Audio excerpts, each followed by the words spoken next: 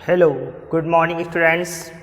आज हम क्लास 12 में जो हमारा चैप्टर चल रहा है आणविक वाला, यानी जिसमें हम डीएनए आपको पढ़ा रहे हैं, वंशागति का आणविक आधार, चैप्टर नंबर 6 बुक के अकॉर्डिंग। तो उसी में से आज इसके पहले आप यानी न्यूक्लिक अम्ल पढ़ चुके हो, वाटसन एवं क्रिक द्वारा प्रस्तुत डीएनए का द्विचक्राकार मॉडल पढ़ चुके हो। उसी क्रम में आज हम आपको डीएनए के द्विगुणन में द्विकुंडलित मॉडल का इम्पोर्टेंस क्या है और डीएनए के वर्क क्या है, दोनों ही बहुत कम हैं, 4 पॉइंट हैं दोनों में, लेकिन दोनों के पॉइंट्स इम्पॉर्टेंट हैं, जिसमें से डीएनए का कार्य बहुत ज़्यादा पूछा जाता है। तो आइए आज के वीडियो में हम इसी चीज़ को पढ़ते हैं। तो आज का हमारा पहला टॉपिक है डीएनए के द्विगुणन में द्विकुंडलित मॉडल का महत्व।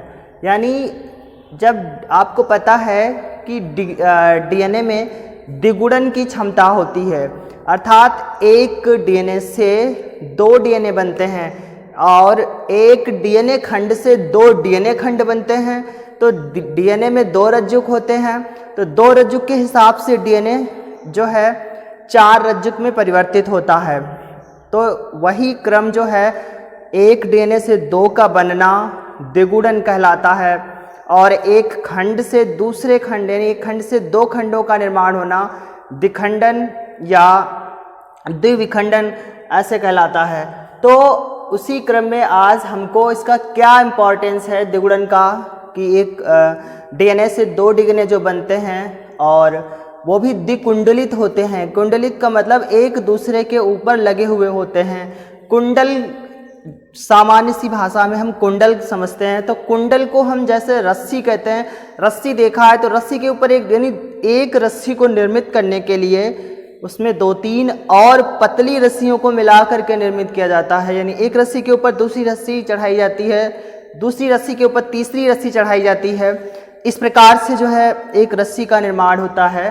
तो जो डीएनए है वो भी डीएनए के एक रज्जुक के ऊपर दूसरा रज्जुक लगा हुआ होता है और वो एक निश्चित क्रम में व्यवस्थित होता है। उसे हम द्विकुंडलित या द्विचक्राकार मॉडल कहते हैं।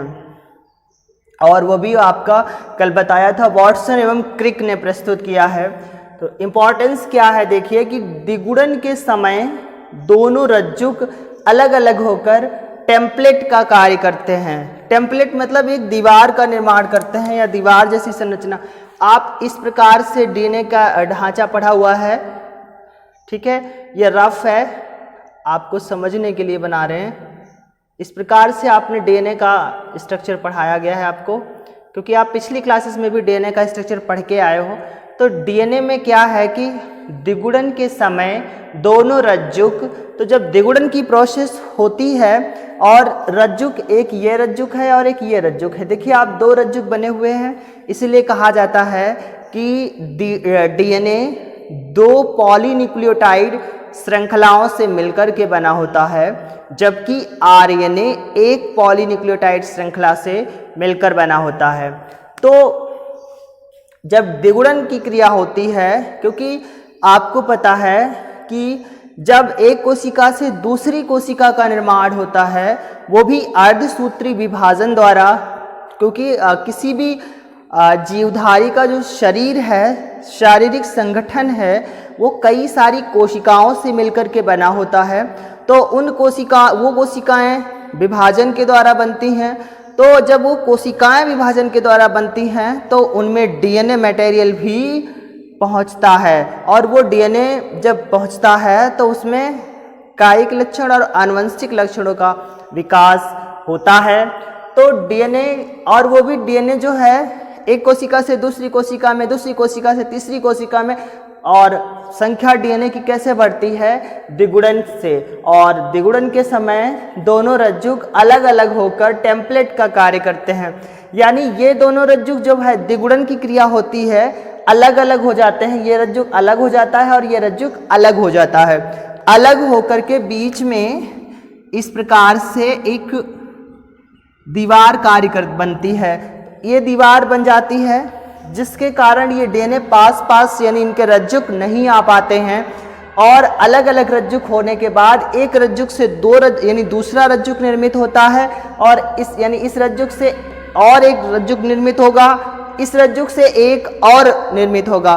तो यहाँ पर 2 रज्जुक है, इनसे 4 रज्जुक बनेंगे, यानी कि एक रज्जुक से यहाँ पर 2 डीएनए निर्मित हो जाएंगे, यानी ये भी क्या हो जाएगा, द्विकुंडलित हो जाएगा और ये भी द्विकुंडलित हो जाएगा। तो एक डीएनए से 2 डीएनए का निर्माण हो जाएगा और ये बीच में एक टेम्पलेट का बनेगी और ये टेम्पलेट जो होगी ये इनको द्विगुणन में ही मदद कर रही है, क्योंकि जब एक रज्जुक से, अब मान लिया ये रज्जुक इधर से अलग हो रहा है इस प्रकार से, आप देखिए समझने के लिए है, ठीक है, ये बहुत अच्छा डायग्राम नहीं बन रहा है। इस रज्जुक को इधर लेके आए तो ये रज्जुक बना और बीच में ये टेम्पलेट बन गई। टेम्पलेट बनने से क्या हुआ कि ये रज्जुक अकेला इधर आया और आने के बाद जब द्विगुणन की क्रिया हुई तो एक दूसरा रज्जुक भी निर्मित हो गया और 2 रज्जुक बन करके ये दोनों मिलकर के एक डीएनए का निर्माण करेंगे, यानी एक डीएनए श्रृंखला बना लेंगे। इसी प्रकार ये रज्जुक जब इधर आएगा और द्विगुणन की क्रिया होगी तो इसी प्रकार से 2 यहाँ भी रज्जुक बनेंगे और दोनों रज्जुक मिलकर के एक पूरे डीएनए संरचना का निर्माण कर लेंगे। तो यानी एक डीएनए से 2 डीएनए बन गए, इधर भी एक डीएनए बना और इधर भी डीएनए बना। बीच में जो ये प्लेट बनी ये टेम्पलेट कहलाती है और यही टेम्पलेट का कार्य कर रही है, यानी इसको बीच से यानी बंद कर रही है और इधर जा रहा है ये रज्जुक और ये रज्जुक इधर आ रहा है, जिसके कारण क्या होता है ये पास पास नहीं आ पा रहे हैं और 2 रज्जुकों से 4 रज्जुकों का निर्माण हो रहा है।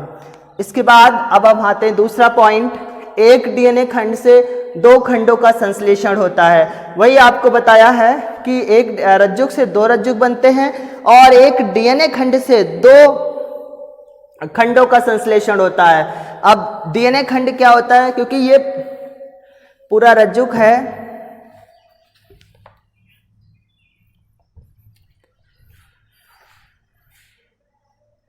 अब एक डीएनए खंड यहां से लेकर के ये एक पूरा डीएनए खंड है, ठीक है, तो इस डीएनए खंड से 2 डीएनए खंडों का संश्लेषण होता है। इससे जो बनते हैं वो 2 खंड बनेंगे, 2 खंडों का निर्माण होगा। ये पूरा यहाँ तक खंड है, ये यहाँ तक संरचना आ रही, तो ये एक पूरा डीएनए खंड है और द्विगुणन में यही इंपॉर्टेंस है कि एक रज्जुक से 2 रज्जुक बनते हैं, एक डीएनए खंड से 2 डीएनए खंड बनते हैं, जिससे क्या होता है कई सारे डीएनए का निर्माण होता चला जाता है। अब ये एक डीएनए खंड था, जब रज्जुक को अलग किया था तो एक पूरा रज्जुक बन रहा था, यही डीएनए खंड जब अलग होकर जाएगा तब दूसरा डीएनए खंड यानी दूसरा रज्जुक बनेगा और दूसरे रज्जुक में यही खंड दूसरा खंड बनाएगा। तो इस प्रकार से 2 डीएनए खंड का निर्माण होगा। तो दूसरा पॉइंट था एक डीएनए खंड से 2 खंडों का संश्लेषण होता है। आगे नई कोशिका में डीएनए का क्रम समान बना रहता है, क्योंकि द्विगुणन की क्रिया होती है, जिस कारण से जब एक कोशिका से दूसरी कोशिका में डीएनए बन रहा होता है तो वो द्विगुणन के कारण जैसा डीएनए पहले था वैसा ही डीएनए उस दूसरी कोशिका में भी निर्मित होगा। अगर मान लिया किसी के शरीर की एक कोशिका ले ली गई, क्योंकि हमारा शरीर या आपका शरीर या किसी भी जीवधारी का शरीर कई सारी कोशिकाओं से मिलकर बना है, हम एक कोश की जीवों को छोड़ करके बात कर रहे हैं, तो उन कोशिकाओं में अगर एक कोशिका निकाली गई तो उसमें जिस प्रकार से डीएनए उपस्थित है उसी प्रकार से और शरीर में उपस्थित सभी कोशिकाओं में डीएनए होगा। यानी डीएनए का जो शारीरिक संरचना, शारीरिक संगठन, शारीरिक ढांचा होगा वो समान होगा सभी कोशिकाओं में। और आपने देखा होगा कई बार हम पढ़ते हैं कि लावारिस लाशें मिलती हैं जिनका कोई पता ठिकाना नहीं होता है, तो उन लाशों को पहचानने के लिए डीएनए की मदद ली जाती है, क्योंकि उसके जो फादर मदर या फैमिली वाले हैं उनका डीएनए और उस लावारिस लाश या डेड बॉडी का जो डीएनए होगा जो उस पर दावा कर रहा है कि ये लावारिस लाश मेरी है, तो उसको सिद्ध करने के लिए दोनों के डीएनए मैच किए जाते हैं, जिसे डीएनए फिंगरप्रिंटिंग कहा जाता है। अभी इसी चैप्टर में हमारा आएगा, अगला नया टॉपिक होगा तो उसे भी पढ़ेंगे, डीएनए फिंगरप्रिंटिंग। तो डीएनए क्या है कि जो डेड बॉडी है उसका डीएनए और जो उस पर दावा कर रहे हैं जो परिजन, उनका डीएनए, दोनों का डीएनए जो है कहीं ना कहीं मैच करता है, क्योंकि डीएनए के शारीरिक संरचना, शारीरिक ढांचा, संगठन समान है। इसी प्रकार से कोई अज्ञात बालक मिल जाता है और उस पर दो पेरेंट्स या दो परिजन अपना दावा ठोकते हैं कि ये हमारा बालक है, ये हमारा बालक है। तो क्या है कि दोनों परिजनों की जो डीएनए है और बालक का डीएनए मैच कराया जाता है, तो जिससे वो डीएनए मैच होता है उसका वो बालक होता है। तो हमारे फादर और मदर में जो डीएनए है वो हमें भी डीएनए आया हुआ है, क्योंकि हमारा डीएनए हमारे पेरेंट्स, हमारे परिजनों से मिलता हुआ होगा क्या होता है। तो वही बताया कि नई कोशिका में डीएनए का क्रम समान बना रहता है, क्योंकि जब हमारे शरीर की कोशिका का निर्माण हुआ तो हमारे मदर और फादर की कोशिकाओं के द्वारा हुआ, क्योंकि हमारी उत्पत्ति, हमारा आधार जो है वो हमारे परिजन हैं, यानी हमारे पेरेंट्स हैं। तो उनका जो डीएनए था, यानी उनकी कोशिका में जो डीएनए उपस्थित था, तो वही कोशिका जब हमारे शरीर को निर्मित करने में प्रयुक्त हुई और उनका डीएनए उस कोशिका में भी आया, जिसके कारण क्या हुआ कि उनका डीएनए और हमारा डीएनए, दोनों डीएनए आपस में मिलते हुए हैं। तो वही चीज यहाँ पे बताई जा रही कि नई कोशिका में डीएनए का क्रम समान बना रहता है। तो जब एक कोशिका में डीएनए जैसा था और द्विगुणन होने के कारण, आपको बताया कि समान रज्जुक बनते हैं, समान खंड बनते हैं जब द्विगुणन की क्रिया होती है। द्विगुणन की क्रिया आपको बताया कि एक खंड से दो खंड का निर्माण होना, एक रज्जुक से दो रज्जुक का निर्माण होना।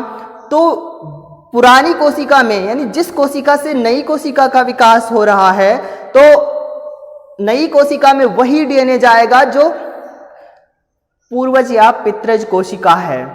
तो दोनों में क्या होता है, दोनों कोशिकाओं में उसका क्रम डीएनए का समान बना रहता है। पूरक रज्जुक में न्यूक्लियोटाइड का क्रम समान बना रहता है। आपको बताया है कि डीएनए के निर्माण में, जो डीएनए का निर्माण होता है वो शर्करा, उसके बाद नाइट्रोजनी क्षारक, उसके बाद न्यूक्लियोटाइड के द्वारा होता है। क्योंकि किसी भी डीएनए को निर्मित होने के लिए 3 अणु मुख्यतः भाग लेते हैं, ठीक है। और 3 अणु में से आपकी डीऑक्सीराइबोज शर्करा होती है। डीऑक्सीराइबोज शर्करा के अलावा जो आपके न्यूक्लिक अम्ल यानी न्यूक्लियोटाइड के रूप में जो होते हैं वो उपस्थित होते हैं। साथ में डीएनए में नाइट्रोजनी क्षारक होते हैं। डीएनए में नाइट्रोजनी क्षारक जो हैं वो आपके एडेनिन, ग्वानिन, साइटोसिन और थायमीन होता है। यूरेसिल नहीं होता है इसमें, यूरेसिल आरएनए में पाया जाता है, ठीक है। एडेनिन, ग्वानिन, साइटोसिन, थायमीन नाइट्रोजनी बेस या नाइट्रोजनी क्षारक होते हैं जो डीएनए का निर्माण करते हैं। तो डीएनए के निर्माण में 3 अणु मुख्यतः भाग लेते हैं, डीऑक्सीराइबोज शर्करा और न्यूक्लिकम यानी न्यूक्लियोटाइड और नाइट्रोजनी क्षारक। तो डीएनए पूरक रज्जुक में, यानी पूरक रज्जुक क्या होगा, जो एक विकसित पूर्ण रज्जुक होगा। क्योंकि डीएनए का जब निर्माण हो रहा होगा एक कोशिका से दूसरी कोशिका में, तो उस समय वो डीएनए में न्यूक्लियोटाइड का क्रम समान नहीं होता है, क्योंकि उस समय जो रज्जुक है वो पूर्ण विकसित नहीं होता है। जब रज्जुक पूर्ण हो जाता है तब न्यूक्लियोटाइड पूर्ण पितृज कोशिका से जैसे था डीएनए में, वैसे ही नई कोशिका या नई जो संतति कोशिका बन रही है, उस नई संतति कोशिका में डीएनए तभी पूर्ण विकसित होगा जब पूरा रज्जुक विकसित होगा। तो यहाँ भी चौथा पॉइंट है कि पूरक रज्जुक में न्यूक्लियोटाइड का क्रम समान बना रहता है। तो जब पूरा रज्जुक, यानी ये रज्जुक, इस पूरे खंड को रज्जुक बोला, यानी ये पूरी एक साइड की संरचना और एक साइड की संरचना को रज्जुक कहा जाता है, और एक एक खंड, डीएनए के एक एक खंड को खंड कहा जाता है।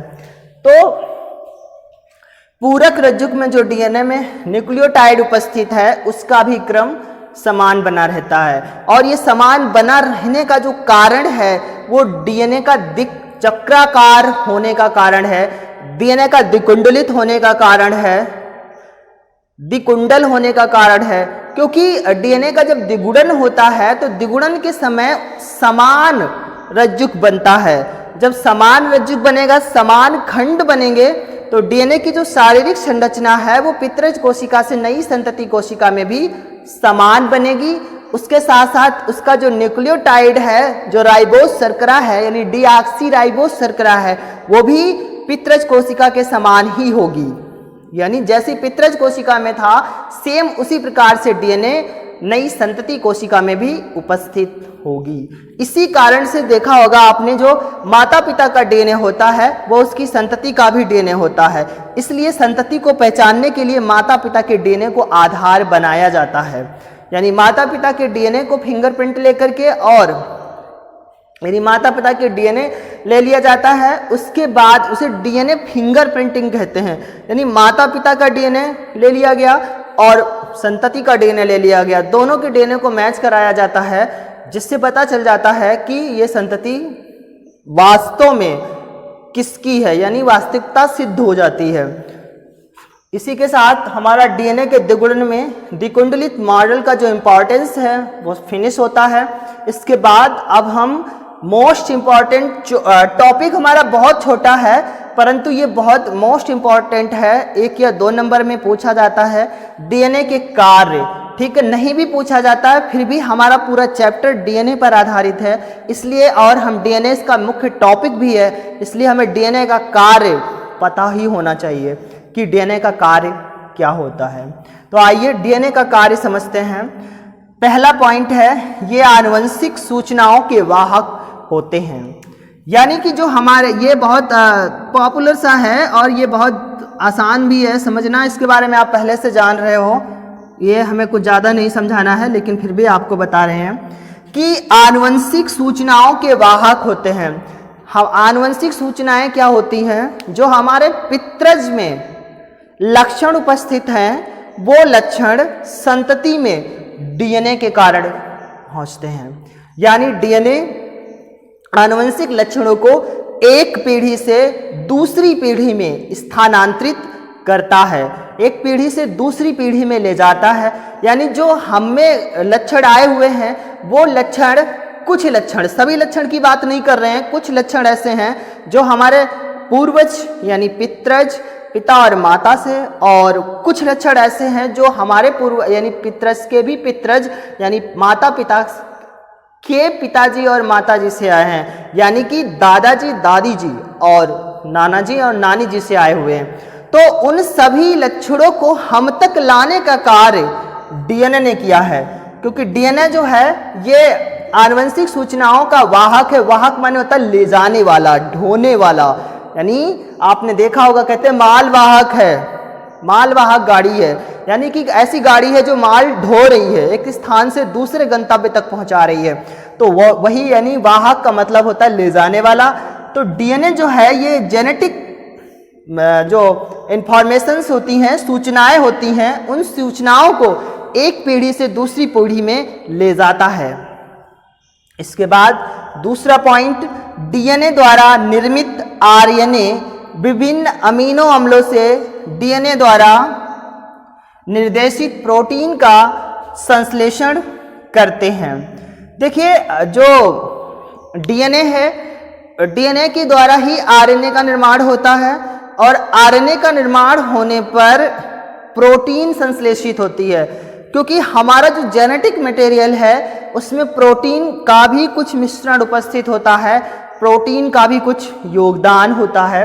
तो वही दूसरा पॉइंट बताया गया है कि हम इतना बड़ा लिखा गया है, आप शॉर्ट में भी ऐसे लिख सकते हो कि डीएनए जो है प्रोटीन का भी संश्लेषण करता है।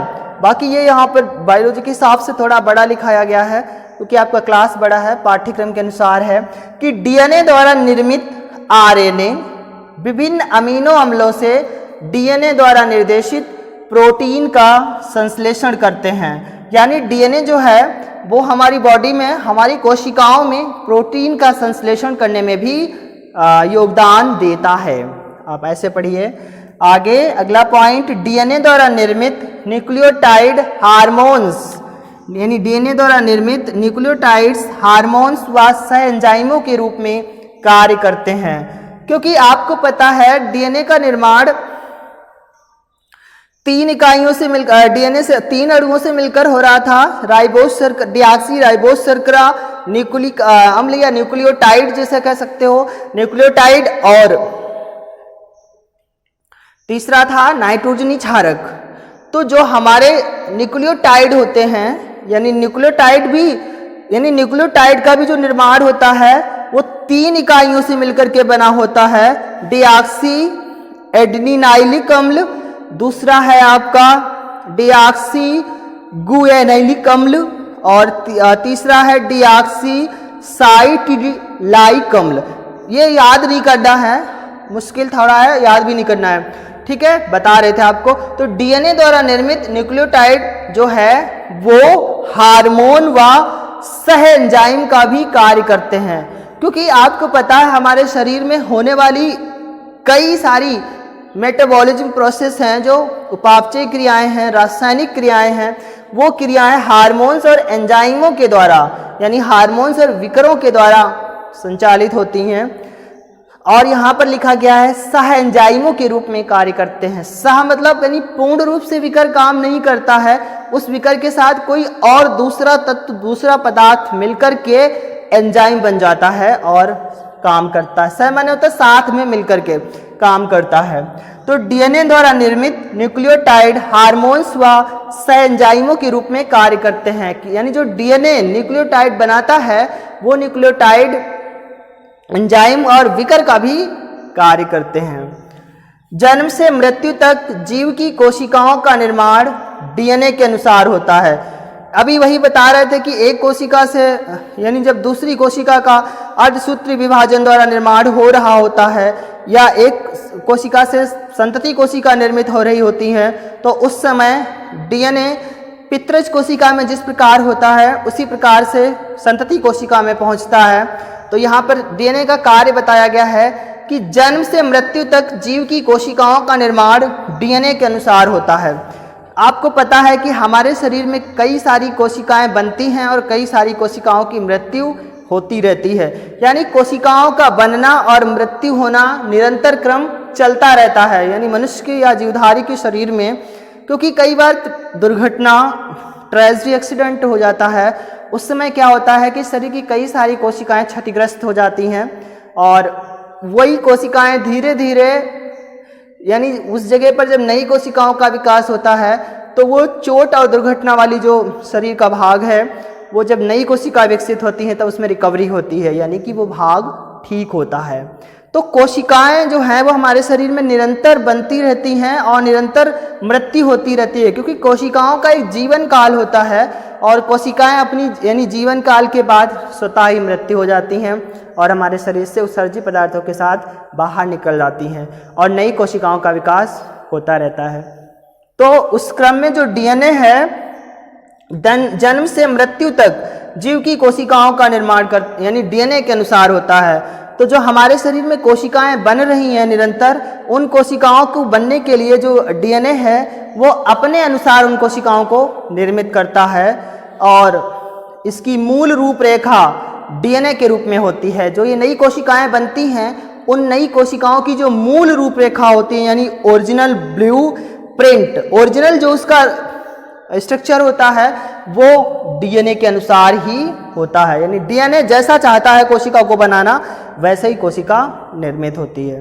तो आज का हमारा महत्वपूर्ण टॉपिक डीएनए के द्विगुणन में द्विकुंडलित मॉडल का महत्व और दूसरा बहुत ही महत्वपूर्ण टॉपिक डीएनए के कार्य समाप्त होते हैं। हालांकि पॉइंट 4 ही हैं, लेकिन आपके लिए बहुत ज़रूरी है, आप बहुत अच्छे से इसको करना।